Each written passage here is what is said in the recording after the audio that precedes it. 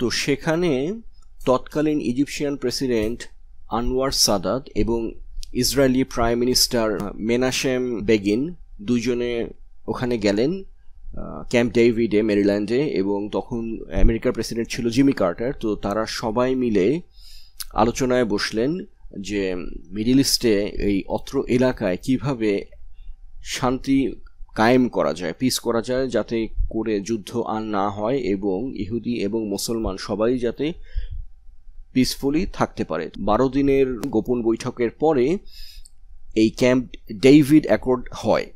এখানে দুইটা চুক্তি স্বাক্ষরিত হয়। একটা হচ্ছে a framework for the conclusion of a peace treaty between Egypt and Israel, আর সেকেন্ড ফ্রেমওয়ার্কটা হচ্ছে everlasting peace in Middle East. আচ্ছা, এই সেকেন্ড ফ্রেমওয়ার্কটা বয়কট করা হয়, ইউনাইটেড নেশনও বয়কট করে এবং সোভিয়েত ইউনিয়নও বয়কট করে। এর কারণ হচ্ছে যে সেকেন্ড যে চুক্তিটা ওখানে ক্যাম্প ডেভিডে হয়েছিল সেইটা ফিলিস্তিন সংক্রান্ত, যে ফিলিস্তিন কি অটোনোমাস একটা রিজন হবে যেখানে ওদের শাসন ব্যবস্থা ওরাই গ্রহণ করবে এবং ওরা পরিচালনা করবে ওদের আন্ডারে থাকা এলাকাটা।